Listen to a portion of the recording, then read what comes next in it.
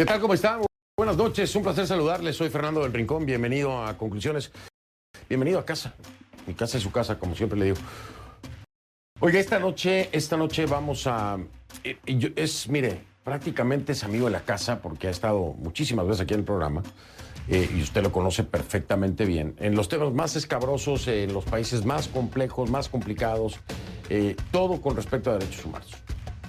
¿De quién le estoy hablando? Le estoy hablando de José Miguel Vivanco. José Miguel Vivanco es director para las Américas de Human Rights Watch.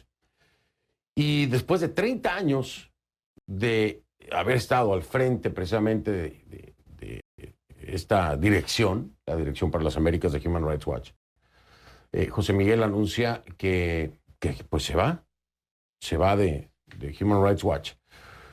Y yo me siento como en el Chapulín Colorado. Así se lo digo. ¿Cómo? Y ahora, ¿quién podrá ayudarnos? Así lo siento, ¿no? Sobre todo cuando se monitorea de cerca todo el tema de violaciones a derechos humanos. Cuando se le da el valor y el peso a la investigación que se hace en el terreno para recabar evidencias, pruebas, etcétera, de lo que está ocurriendo en ese país. Muchos de estos reportes que han apoyado precisamente decisiones a nivel global, en Naciones Unidas, por ejemplo, que se han utilizado para sustentar otras denuncias que incluso han llegado a la Corte Penal Internacional. Es decir, es un trabajo importantísimo y fundamental. A lo largo de estos 30 años, José Miguel Vivanco se convierte en referente precisamente de situaciones y regímenes como los de Cuba, como los de Venezuela, como Nicaragua, como Bolivia, como México, vaya, de toda la región, ¿no? Pero se meten estos particularmente en temas muy complejos y que no es fácil investigar. No es nada fácil investigar. Y muchas de las denuncias que se han hecho por parte de Human Rights Watch en la voz de José Miguel Vivanco, a través de las investigaciones que obviamente encabeza él y que es todo un equipo de profesionales los que se encargan de recabar la información y documentarlos. Muchos de estos informes nos han dado una perspectiva sumamente importante de lo que ocurre. Sin informes como este, sería muy difícil saber la realidad de estos países en términos de derechos humanos. Y se lo digo con toda honestidad y claridad, ¿no? Porque organismos multilaterales como la OEA o vamos a hablar de la CIDH, vamos a hablar de Naciones Unidas, no llegan a la profundidad con la que se ha llegado y el detalle con el que se ha llegado, al que se ha llegado por parte de Human Rights Watch y de José Miguel Vivanco. Sin duda alguna, le reitero mi preocupación como periodista. Se siente un vacío que me tiene, se lo digo en serio, no de broma, es ahora quién podrá ayudarnos. Este tipo de trabajo debe de replicarse. En los últimos años ha sido difícil que se pueda replicar. Son muy pocos los que de manera independiente, sin pertenecer a ninguno de estos organismos multilaterales que muchos se han convertido en elefantes blancos, son muy pocos los que logran hacer este trabajo. Y hoy, después de tantas veces, tantos llamados, tantas charlas, tantos encuentros con José Miguel Vivanco, pues hoy decidimos en este programa hablar con él, hablar de sus 30 años y hablar de qué va a pasar. Además de, por supuesto, hacer un repaso de la situación actual y lo que puede venir en el 2022. Esto, sin duda alguna, es un tema que no se pone mejor, el de los derechos humanos. Se pone peor cada día. Así que vamos a iniciar, si le parece.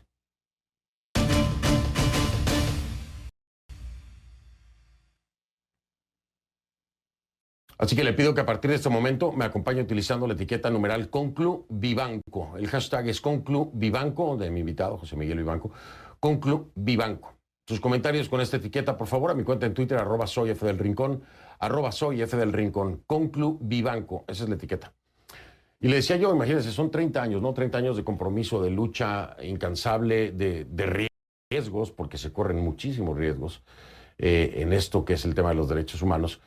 José Miguel Vivanco dice que va a dejar la dirección de la División de las Américas de Human Rights Watch.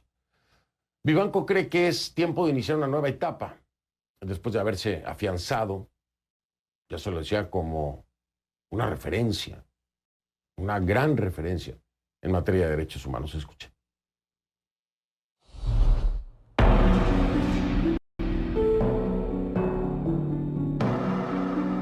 Desgraciadamente, la Suprema Corte está hoy día controlada por el gobierno del presidente Chávez. La jurisdicción militar tiene abiertas en este instante más de 3.700 causas contra militares por supuestas violaciones a derechos humanos, que ya llevan varios años bajo análisis. Sin embargo, solamente hay 29 condenas. Hay más de 90 casos de prisioneros, así lo definen ellos, de prisioneros políticos en Venezuela. Nosotros hemos estudiado algunos en particular, como por ejemplo el caso del líder de la oposición, Leopoldo López, la liberación incondicional de los prisioneros políticos que se encuentran en Cuba. Y sobre esas bases construir una nueva relación multilateral para conseguir progresos en Cuba. Ya no quiero abusar de tu tiempo porque ahora sí nos le echamos largo y me dio mucho gusto que tuvimos el tiempo y el espacio. Vamos a ver, y si se llega a dar el escenario hipotético de que se atoren las cosas en el Congreso, te tengo que hablar para que nos digas qué se puede hacer porque va a estar muy complicado el tema. Encantado, ¿no? Al contrario, un placer estar contigo. José Miguel, como siempre, muchísimas gracias. Es que ese es un trabajo de recuento de mi querido productor Julián Zamora. Qué buen trabajo de recuento. Ya no me acordaba de esa vez que estuve ahí con José Miguel, fíjate. Gracias, Yeye. Y imagino que José Miguel Vivanco también ahí se acordó de muchas cosas, ¿no? Esta salida del cargo de José Miguel Vivanco, para mí, en lo particular, tiene un sabor agridulce. Me imagino que muchas otras personas lo estarán sintiendo igual y temiendo igual que yo, ¿no? Y digo, espero que nos equivoquemos, pero se teme porque hace falta esa voz. A pesar de los logros conseguidos, el futuro, ya le decía yo, no se vislumbra prometedor, al contrario, mucho más complicado en tema de derechos humanos en nuestra región. Desde la perspectiva de Vivanco, América Latina está en un muy mal momento. Y fíjese usted cómo lo dice Vivanco y cómo lo ve. Probablemente el peor de los últimos 30 años. El peor. Los populismos, asegura, son una de las principales amenazas para América Latina. No importa si son de derecha o de izquierda. Lo dice José Miguel, se lo he dicho yo muchas veces. Por eso, en opinión de Vivanco, en México, en Brasil, se juega el futuro de la democracia en América Latina. Vivanco cree que el presidente de México, Andrés Manuel López Obrador, es el tipo de líder populista cada vez más común en Latinoamérica. Señala que tras ser elegido democráticamente con la promesa de transformar el país con su famosa 4T, López Obrador se ha dedicado a desmantelar las que ya eran frágiles instituciones democráticas en México, a atacar el Estado de Derecho. Y ahora es cada día más evidente que el presidente cree estar por encima de la ley. A Bolsonaro lo ve como un líder mesiánico, como esos que no creen en la democracia, más que para llegar al poder. Para Vivanco, Bolsonaro encaja en el perfil de político que gobierna a su antojo, como muchos otros, por supuesto, ¿no? Y a su juicio, el problema de elegir un salvador es que tarde o temprano los países tienen que salvarse de él. Por otro lado, los tres países de la región que más le preocupan a Vivanco antes de dejar el cargo son, por supuesto, Cuba, Nicaragua y Venezuela. La llegada de Díaz-Canel a la presidencia de Cuba no ha supuesto ningún cambio en la política oficial sobre derechos humanos. De acuerdo con los informes de Human Rights Watch, que aquí hablamos precisamente de ellos, el régimen sigue realizando detenciones arbitrarias, limitando gravemente la libertad de expresión, reprimiendo sin miramientos a la disidencia. Sus tácticas fueron aún mucho más descaradas a raíz de las manifestaciones a favor de la democracia y por la libertad de julio, ¿se acuerdan? A Human Rights Watch y a Vivanco le preocupa la Nicaragua de Ortega, porque según la organización ya no quedan instituciones independientes en pie que puedan poner freno a los abusos de poder del Ejecutivo. Human Rights Watch ha denunciado que el gobierno de Ortega se ha consolidado como dictadura típica en la que se lleva remetiendo desde 2018 sin piedad contra críticos, contra la sociedad civil y, por supuesto, la oposición. Y agrega que se han cometido atrocidades con total impunidad y desprecio por el Estado de Derecho y los principios democráticos. Y con la Venezuela de Nicolás Maduro, Vivanco también ha sido implacable. Ha llegado a decir que la dictadura de Maduro miente y ataca a la principal entidad de derechos humanos de la ONU como lo hacía Pinochet. Y defiende que, porque hay que salvar al pueblo de Venezuela, hay que redoblar la presión internacional contra esa nefasta dictadura. Son muchas, demasiadas las cosas que tengo que hablar con nuestro admirado, porque así lo digo, José Miguel Vivanco. Así que vámonos de inmediato con él. Mi único...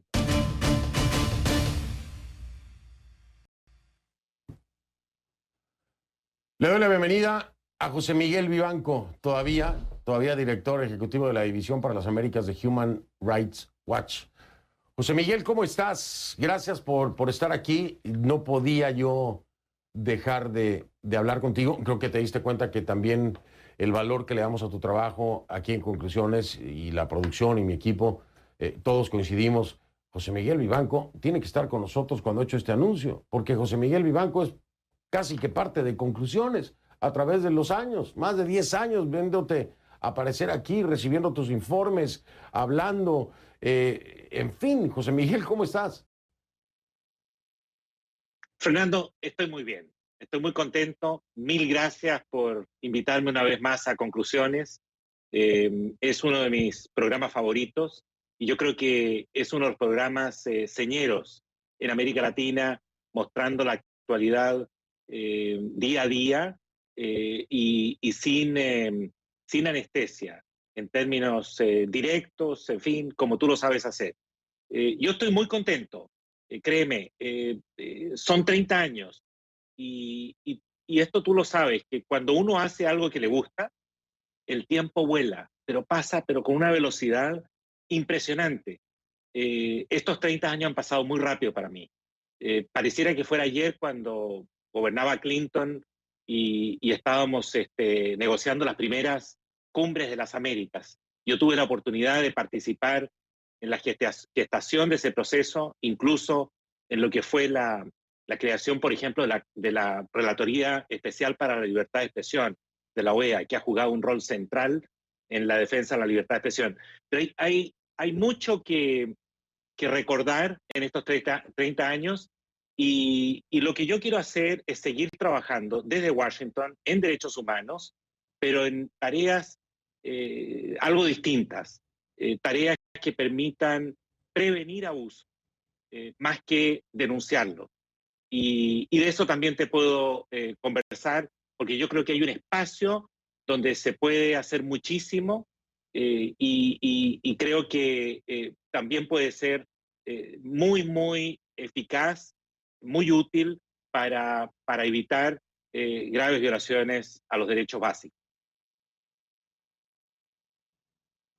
Estimado José Miguel, yo lo decía al principio, no, en tono de broma, pero lo digo en serio. De verdad uno se siente, yo me siento como periodista, como decía el Chapulín Colorado, ahora ¿quién podrá ayudarnos? ¿No? Yo no sé quién vaya a quedar en el lugar de José Miguel Vivanco. No quiero más que darle un voto de confianza. Serán unos zapatos muy grandes que tendrá que llenar.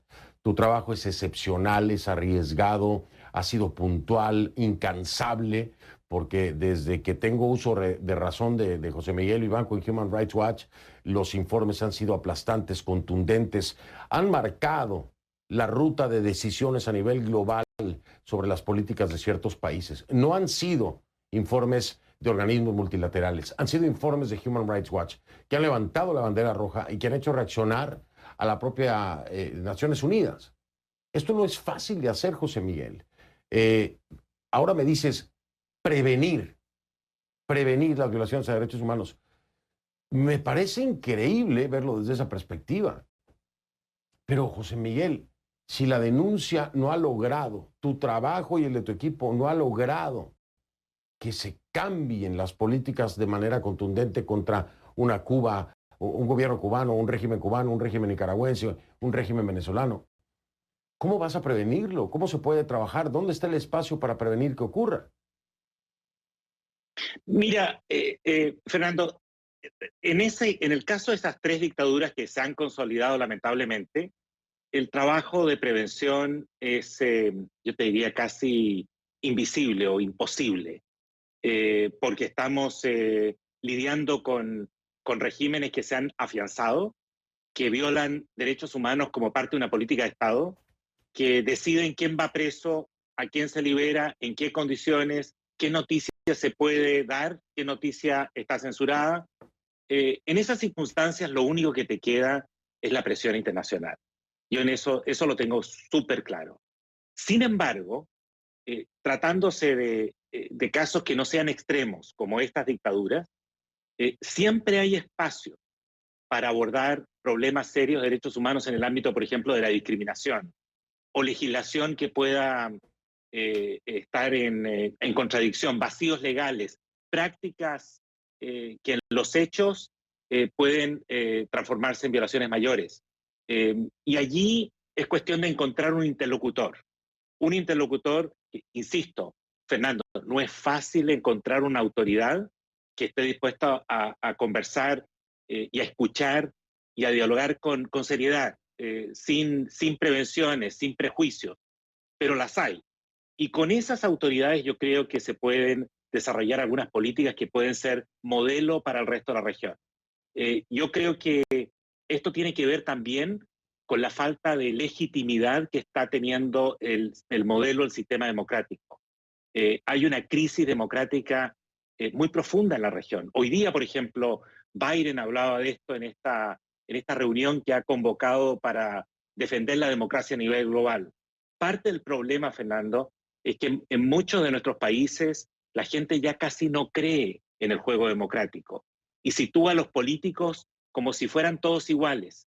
Si la democracia no es capaz de producir resultados, por ejemplo, de producir una sociedad más incluyente, de mejorar los servicios públicos, de mostrar resultados en la lucha contra la corrupción o la inseguridad, si seguimos militarizando la política, como ocurre, por ejemplo, en México, pero también en Brasil, creo yo que va a ser muy difícil rescatar la confianza en el sistema democrático. Y para eso tú requieres de políticas públicas que puedan producir resultados. Yo me voy a ir un paso más atrás, José Miguel, porque yo creo que tú vas a estar de acuerdo conmigo en que la democracia como tal ha sido hackeada. ¿A qué me refiero? Hay unas pantomimas en el ámbito populista de derecha y de izquierda en las que nos han hecho creer que se han logrado las cosas a través de procesos democráticos. Y te puedo mencionar varios, ¿no? Te puedo mencionar elecciones tan controversiales como la de Honduras, ¿no? Por ejemplo, que la hablamos en algún momento tú y yo, con Juan Orlando Hernández, a través de una pantomima democrática disfrazada de el trabajo que hace, por ejemplo, hoy en su gobierno Andrés Manuel López Obrador, que también lo plantea como democrático cuando a todas luces ha sido hackeada la democracia. Y muchos otros países que empiezan a jugar el mismo tenor, una aparente democracia, han hackeado la democracia. Creo que antes de obtener resultados, y tú me dirás después de la pausa, creo que antes de obtener resultados, creo que tenemos que asegurarnos de terminar con el hackeo de la democracia. Creo que tenemos que poner candados. Creo que de alguna forma tenemos que empujar a los legislativos a que trabajen en legislación para que no estén quitando y poniendo presidentes como se les dé la gana. Porque no vamos a obtener resultados, desde mi punto de vista, si primero no recuperamos la real democracia y dejamos a un lado estas pantomimas y hackeos de la misma. Pero tú me dices, no sé, aquí el tema es tan complejo que es como que fue primero el huevo o la gallina, ¿no? Hay que rescatar primero esta democracia, o se puede trabajar sobre lo que hay, los escombros que han dejado en países como Brasil, como México, porque claro, como tú lo dices, Venezuela, Nicaragua y Cuba son otra cosa. Pero se puede trabajar sobre los escombros que están quedando en países como Brasil como México, rescatarla y entonces ver resultados. Todo esto te lo planteo en una charla que estoy teniendo, honestamente te lo digo como con un amigo, con la admiración y el conocimiento que tú tienes. Creo que es la primera vez que podemos charlar así tú y yo. Y me encantaría seguir hurgando en esa cabeza tan intelectual tuya con esto que te planteo. Pero después de la pausa me lo dices, ¿qué piensas sobre eso? Ya regreso, estoy con José Miguel Vivanco, todavía director ejecutivo de la División para las Américas de Human Rights Watch.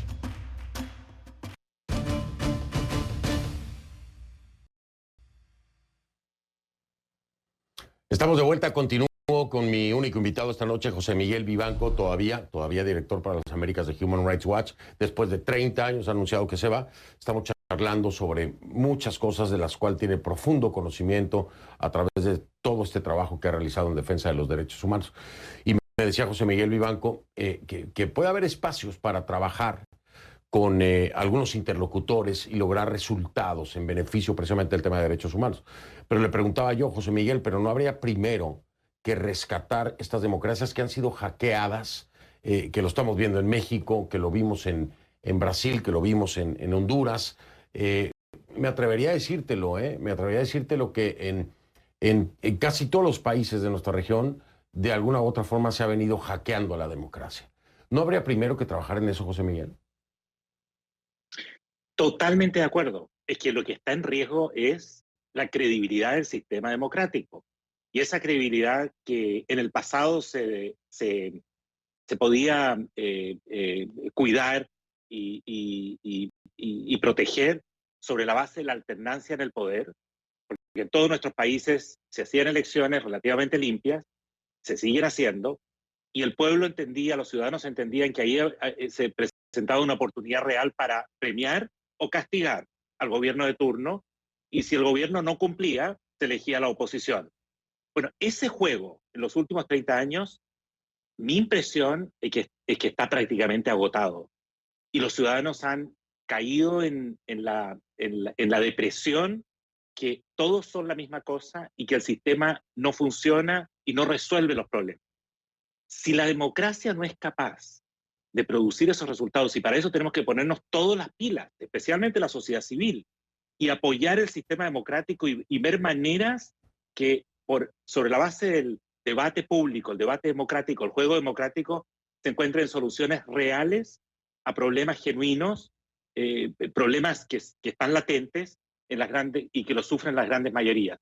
Si eso no ocurre, el terreno está perfectamente pavimentado para caudillos, para autoritarismo, para opciones como las que tú mencionas, los casos que mencionas. O sea, hay razones que explican el surgimiento de un Andrés Manuel López Obrador en México o de un Bolsonaro en Brasil. Las dos principales economías latinoamericanas en manos de un par de caudillos que gobiernan al margen del Estado de Derecho, que no creen en la democracia y que al contrario lo que buscan es concentrar el poder en sus manos y tienen un discurso polarizante de amigos, perdón, ni siquiera amigos, incondicionales o enemigos, ¿no? Y que buscan siempre un culpable para explicar tu pobre gestión. Si eso perdura y se consolida, yo creo que estamos pasando por una etapa, podemos llegar a retrocesos autoritarios gravísimos en toda América Latina. Y creo que los retrocesos ya se han dado en varios de nuestros países. Estamos viendo lo que ocurrió, por ejemplo, en Bolivia, donde una Yanine Áñez, vaya, no voy a hacer todo el cuento, pero en resumidas cuentas, una Yanine Áñez con toda la legalidad, apoyada, precisamente justificada en la Constitución, el propio legislativo masista participando de esa asunción como presidenta interina, etcétera, hoy está en una prisión, José Miguel, en un proceso que sin duda no ha sido el correcto, que está violando cualquiera de sus derechos, y aún así se mantiene la imagen de que se trata de un gobierno democrático y de una justicia independiente. Las pruebas a veces son contundentes y evidentes, ¿no? Pero siento yo, y tú me lo dirás, que sí, desde el frente de la denuncia se exponen muchas de estas cosas. Pero a veces creo que quedan en el vacío para tener una contundencia. Y perdón, con todo el respeto para CIDH y para OEA, ¿no? No se ven las reacciones, José Miguel. No sé si haga falta un nuevo organismo multilateral que se encargue concretamente del tema de derechos humanos en la región. A ver, vamos por parte. Fernando, tú citas el caso de Bolivia. Creo que es un caso paradigmático. Es difícil encontrar un ejemplo tan grave como ese, donde el que llega al poder se apropia del Poder Judicial. El gobierno de turno usa al Poder Judicial como un botín para perseguir a los opositores. La situación de la expresidenta Yanine Áñez es absolutamente inadmisible. Se le acusa de gravísimos crímenes para los cuales no se ofrecen evidencias, y le han vulnerado el debido proceso de la manera más flagrante. Pero también recordemos, Fernando, que cuando ella gobernó, se armó un caso contra Evo Morales, utilizando al mismo Poder Judicial, acusándolo a Evo Morales de nada menos que actividades terroristas. Nosotros hicimos un examen de todo el expediente y no encontramos la más mínima evidencia de que pudiera justificar una acusación tan grave como esa. Si eso continúa en Bolivia, lo cierto es que es muy difícil la gobernabilidad del país, porque se usa el Poder Judicial para venganza y no para lograr mínimos de justicia o investigaciones sólidas. Ahora, hay muchos casos donde es muy difícil encontrar un interlocutor, pero hay países donde tú los puedes encontrar. Hay gobernadores, por ejemplo, en Brasil o gobernadores en México que están interesados genuinamente en progresar, en ajustar, en mejorar el rendimiento en materia de derechos humanos. Yo creo que hay que hacer lo posible y lo imposible por desarrollar experiencias pilotos que se puedan luego replicar en la región. Si nos cruzamos de brazos y simplemente denunciamos cuando ya el daño está hecho, la verdad es que yo creo que no vamos a lograr progresar. No, estoy completamente de acuerdo contigo. Y ahora, lo que hablábamos sobre Yanine Áñez y Evo Morales, ojo, yo no estoy haciendo distinción en el tema de la persecución política desde el frente de la derecha o desde el frente de la izquierda. Pero aquí hay una realidad que es Evo Morales está en libertad, a Evo Morales no se le metió en prisión, a Yanine Áñez sí. Y te voy a dar un dato, me respondes, me das tu punto de vista después de la pausa. No estoy ni victimizando a uno, ni satanizando al otro, ni nada. Estoy hablando de hechos concretos, ¿no? Ustedes no encontraron nada. Me parece que se pudo haber hecho lo mismo, una persecución política, pero bueno, no acabó preso y está en libertad. Yanine Áñez está presa, pero Yanine Áñez recurre a la CIDH. Piden medidas cautelares para que se le apoye porque se está violando el debido proceso, como tú mismo lo has dicho. Y la CIDH no las da. No las da. Y entonces ahí es donde uno dice, a ver, déjame entender algo. La CIDH no le está dando medidas cautelares cuando a todas luces se está violando el debido proceso. Ojo, aquí nadie está diciendo que sea inocente, nadie. Que se siga un proceso, que sea el debido proceso y que lo determine la justicia. Pero entonces te acercas a ese organismo que está para poder proteger los derechos humanos, los fundamentales, los básicos, y deciden no darle las medidas cautelares cuando las solicitan. Entonces ahí es donde yo dudo también de las capacidades que hay por parte de los organismos multilaterales para el tema de derechos humanos. Tú me das tu punto cuando regresemos, porque no sé, tengo mis dudas, José Miguel, cuando veo estas cosas digo, pero sí sirven o no sirven, o hay que actualizarlo, o hay que ser más pragmáticos, no lo sé. Regreso un momento y me lo dices. ¿Se contaminan de política o qué pasa? José Miguel Vivanco está conmigo, a una pausa.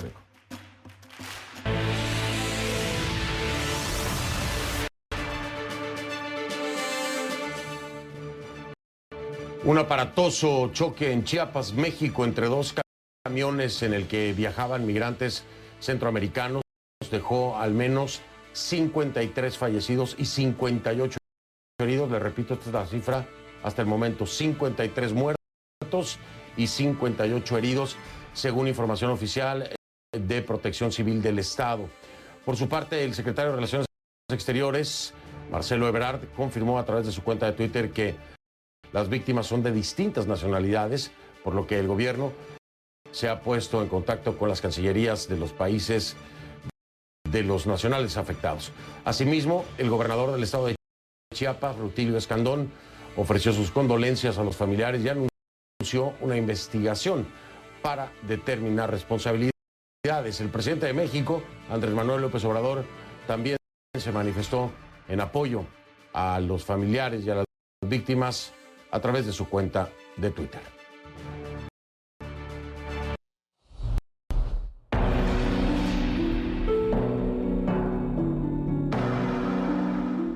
According to the recent polls, more than 70% of the Argentines believe that legislation needs to be repealed. Hemos investigado a lo menos 9 estados, además de Caracas, y las conclusiones a las que hemos llegado es que se han producido gravísimas violaciones a derechos humanos, incluyendo, hay un dato oficial que se conoce poco, la muerte de 241 personas en estas operaciones. La fiscal general lo ha reconocido. No me sorprendería efectivamente que las autoridades en ese penal hayan sido, algunas de ellas, digamos, objeto de algún soborno por parte de aquellos que están conectados con los carteles de la droga. Estoy de vuelta, continuó con José Miguel Vivanco. Por supuesto, estábamos hablando, que son temas tan complejos. Poníamos el ejemplo en el contexto del derecho internacional de debido proceso de Yanine Áñez, ¿no? Sobre todo, José Miguel Vivanco, para que usted lo sepa, también fue fundador del CEGIL, que es el Centro por la Justicia del Derecho Internacional. Entonces, en ese ámbito también se las sabe todas. Y lo decías tú, José Miguel, se da precisamente el sustento o el fundamento para poder decir que se ha violado el debido proceso de Yanine Áñez, independientemente del contexto de persecución que pudo haber utilizado el uno o la otra en su momento en el poder. En pleno ámbito del derecho hay una violación y pues es uno de los derechos fundamentales, el debido proceso. Ahora, se acercan a una CIDH buscando que se les den las medidas cautelares para que pueda enfrentar el proceso, pero en libertad, pues debido a que se ha violado en este caso, ¿no? Y yo digo, y no se lo dan, no se lo otorgan. Y yo, bueno, ¿a quién acercarse entonces? Aquí hay un sustento, hay un fundamento, como tú lo has dicho. Sí. Se ha violado Sí. el debido proceso. Hay forma de sustentar lo que está pidiendo y por qué se está pidiendo, pero no tiene el efecto. Te pregunto, ¿se está permeando la política dentro de decisiones que tienen que tomar solamente y puramente enfocadas al derecho humano? Fernando, yo habría otorgado las medidas. Si de mí dependiera, yo creo que el abuso, la aberración jurídica que se está haciendo con Yanine Áñez es realmente reprochable, pero no solo eso, sino que ella está en total desamparo, en la absoluta indefensión hoy día en Bolivia. Si no hay un órgano como la Comisión Interamericana que la ampare, esa situación yo creo que no se va a corregir en un plazo razonable. Parte del problema es que la Comisión Interamericana sufrió un recorte muy fuerte en sus atribuciones, en sus poderes. Hace casi unos 10 años, Correa, Cristina Fernández de Kirchner, Dilma Rousseff, Evo Morales y la Venezuela de Chávez se confabularon para quitarle atribuciones a la Comisión Interamericana, especialmente en materia de medidas cautelares. Entonces, antes la Comisión tenía bastante más libertad en el ejercicio de sus medidas cautelares. Hoy día, para ejercerlas, tiene que haber evidencias prácticamente que la vida de la persona está en riesgo. Yo sí creo que la Comisión pudo haber hecho una interpretación ajustada a los hechos, por supuesto, y haber amparado a la ex presidenta de Bolivia. Y ahí es donde, entonces, te repito, existe un organismo lo suficientemente, no te voy a decir poderoso, pero con la suficiente capacidad para realmente defender derechos humanos en nuestra región? Porque este ejemplo es muy claro. La CIDH no los tiene. ¿Pero hay alguien entonces, José Miguel? Pero, a ver, yo creo que en este caso la comisión pudo haber amparado a la víctima. Pero si tú miras el récord de la comisión y de la Corte en materia de derechos humanos en los últimos 30, 40 años, es realmente impresionante. En cuestiones que tienen que ver, por ejemplo, con la lucha contra la impunidad, contra las amnistías de todo tipo, la lucha contra la discriminación, la lucha por los derechos indígenas. Y allí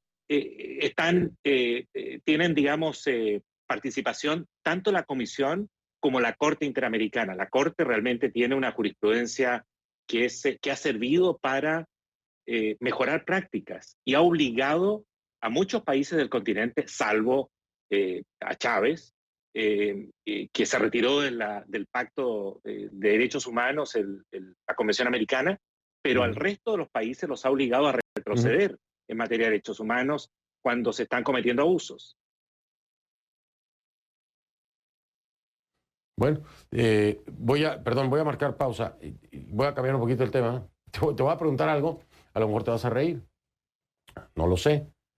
A José Miguel Vivanco, no me respondas ahora, después de la pausa. ¿A José Miguel Vivanco le interesaría la Secretaría General de la OEA, por ejemplo? ¿Le interesaría? No sé. A ver qué me dice después de la pausa, José Miguel Vivanco. Ya regreso. En el mundo entero no hemos registrado una circunstancia donde militares hayan engañado a personas inocentes, muchos de ellos campesinos, con la oferta de un trabajo y luego a sangre fría los hayan ejecutado y presentado ante las cámaras como muertos en combate para abultar las cifras de bajas y por otro lado lograr beneficios, promociones, ascensos o incluso hasta vacaciones en el caso de los soldados de bajo rango. I'm not sure, but the FARC is, I don't think they have any credibility at this point. They are quite self-sufficient. Estamos de vuelta ahí a través del tiempo, José Miguel Vivanco. 30 años, imagínese usted. 30 años trabajando con el tema de derechos humanos. Si no es que más, ¿sí? Yo creo que pasa. Oye, José Miguel, te preguntaba y te veía la mueca de sonrisa. No sé si te aguantaste la risa o no, pero te vi que sonreías. ¿Te interesaría la Secretaría General de la OEA? Pero, ¿cómo no? O sea, yo creo que un cargo de esa naturaleza te ofrece la oportunidad de liderar, de predicar con el ejemplo, de buscar puntos de acuerdo en una región que está profundamente fragmentada y polarizada. Es un desafío mayúsculo. A mí me interesa la diplomacia y me interesa el multilateralismo. Yo creo que es posible encontrar fórmulas. Para eso hay que ser audaz, hay que usar, digamos, talentos que hay que encontrarlos en tus interlocutores para poder buscar plataformas comunes.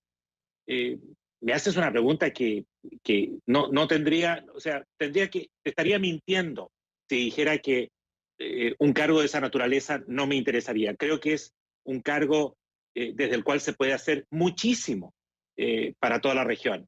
El problema es que hay un detalle, Fernando. Nadie me votaría. Para llegar a un cargo de esa naturaleza, tú necesitas votos y necesitas que los estados mismos, a los que yo me he pasado durante 30 años criticando, incluyendo los Estados Unidos, te apoyen y te postulen y finalmente puedas salir elegido. Así que creo que esto no pasa de ser una especie de quimera, de un sueño, pero un lindo sueño.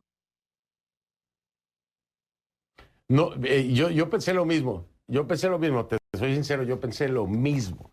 Pero, ¿quién sabe, José Miguel? Así como se ha cambiado el color de la región en los últimos años, puede volver a cambiar, Y quién sabe, a lo mejor un día tengo que ir a Washington, a la OEA, a pedir una entrevista con el secretario general Vivanco. ¿Quién sabe?